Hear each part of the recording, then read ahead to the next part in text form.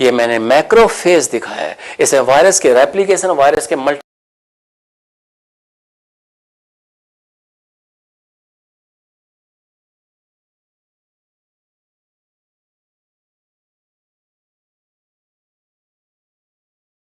के अलावा जितना भी इंटीरियर होगा उसको कोर पार्ट कहेंगे। इस एनवलप को पहले डिस्कस करते हैं। इस एनवलप में सबसे बाहर ये जो आपको ये प्रोटीन दिख रहा है GP120 ग्लाइकोप्रोटीन 120, और ये जो प्रोटीन आपको दिख रहा है, ये स्टॉक वाला प्रोटीन जो आपको दिख रहा है, ये GP41। GP बोले तो ग्लाइकोप्रोटीन, तो ये वायरस का प्रोटीन है। ये GP120 है, ये GP41 है, और ये प्रोटीन जिस मेम्ब्रेन के अंदर एम्बेडेड है वो मेम्ब्रेन लिपिड बाइलेयर है। तो इन तीनों के मिलने से GP120, GP41, इन तीनों के मिलने से ये वायरस का एनवलप बन गया है। इस एनवलप के अलावा जितना भी इनर पार्ट होगा उसे बोलेंगे कोर पार्ट। इस कोर पार्ट में वायरस का प्रोटीन कोट इंक्लूड होता है, बोले तो कैप्सिड। वायरस में दो प्रोटीन कोट है, एक आउटर प्रोटीन कोट है जिसे आप लोग P17 बोल रहे हैं, एक इनर प्रोटीन कोट है जिसे आप P24 बोल रहे हैं। तो ये P17, P24 ये वायरस का कैप्सिड है। इस कैप्सिड के अलावा अंदर वायरस का जेनेटिक मैटेरियल है, और वायरस का जेनेटिक मैटेरियल होता है सिंगल स्टैंडर्ड आरएनए, और ये सिंगल स्टैंडर्ड आरएनए के दो मॉलिक्यूल्स हैं, 2 आइडेंटिकल मॉलिक्यूल्स यहां पे देखने को मिलेंगे आपको। इन सब के अलावा इस कोर पार्ट में वायरस के एंजाइम्स भी आते हैं। इन एंजाइम में रिवर्स ट्रांसक्रिप्टेज, इन एंजाइम के अंदर प्रोटीएज होगा, इन एंजाइम के अंदर इंटीग्रेज होगा। तो वायरस के स्ट्रक्चर को दो हिस्सों में हमने बांट दिया, एक तो इसका एनवलप, और एनवलप के अलावा जितना भी पार्ट होगा वो क्या कहलाएगा, कोर पार्ट कहलाएगा।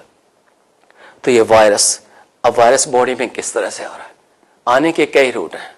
सबसे इंपॉर्टेंट, सेक्सुअल कांटेक्ट के थ्रू वायरस आ रहा है। ये वायरस बॉडी फ्लूइड से हमारी बॉडी में आता है, तो मतलब बॉडी फ्लूइड के अंदर है। HIV transmits only through body fluids, लेकिन each and every body fluid में वायरस नहीं होगा। ये वायरस सीमन में है, ये वायरस वेजाइनल फ्लूइड में है, मतलब sex fluid, it accounts about 75% of total transmission. दूसरा है पेरेंटल रूट। पेरेंटल रूट का मतलब होता है ब्लड कांटेक्ट। तो वायरस ब्लड कांटेक्ट से इन्फेक्टेड पर्सन से हेल्दी पर्सन में क्या हो जाएगा, ट्रांसमिट हो जाएगा। और तीसरी बात, ये वायरस मां से भी आ सकता है अगर मदर इन्फेक्टेड है, तो ये वायरस प्लेसेंटा को क्रॉस कर सकता है बिफोर बर्थ, और आफ्टर बर्थ भी वायरस जा सकता है कोलोस्ट्रम के थ्रू। तो मां से वायरस दो तरीके से पहुंच गया, बिफोर और आफ्टर बर्थ। लेकिन हर बार ये वायरस बॉडी में पहुंच जाए और हर बार एड्स हो जाए, ऐसा नहीं होता है। इस दुनिया में जितनी भी पॉपुलेशन है उसकी 1% पॉपुलेशन वो है जो एड्स के लिए रेजिस्ट होती है। तो वो अलग फैक्टर है कि HIV का आना और एड्स होना दो अलग अलग बातें हैं। वायरस बॉडी में आ गया है मतलब HIV का इन्फेक्शन तो हो गया है, लेकिन आने के बाद में एड्स होगा वो एक अलग कंडीशन हो गई है। आप देखिए ना, हम लोग पैथोजेनिसिटी पे पहले डिस्कस करते हैं, फिर बताएंगे एड्स कंडीशन क्या है। अब किसी भी रूट से वायरस बॉडी में आया, चाहे वो ब्लड कॉन्टैक्ट से आया, चाहे वो सेक्सुअल रूट से आया या मदर से आया, बॉडी में आने के बाद में वायरस बॉडी में आ गया तो वायरस का मतलब HIV इन्फेक्शन तो हो गया। अब ये वायरस आने के बाद में मैक्रोफेज को फैक्ट्री की तरह यूज करेगा। ये मैंने मैक्रोफेज दिखाया है। इसे वायरस के रेप्लिकेशन, वायरस के मल्टीप्लिकेशन को डिस्कस करते हैं। एनसीईआरटी तो सिर्फ इतना कह रहा है, किसी भी रूट से वायरस बॉडी में आ गया तो आने के बाद वायरस मैक्रोफेज को फैक्ट्री की तरह यूज करेगा, फिर वो वायरस टी हेल्पर पे अटैक करेगा, वहां पे अपना नंबर इंक्रीज करेगा। तो पहले मैक्रोफेज में मल्टीप्लाई करता है, फिर टी हेल्पर में। हम थोड़ा सा रेप्लिकेशन के साइकिल को समझ लेते हैं।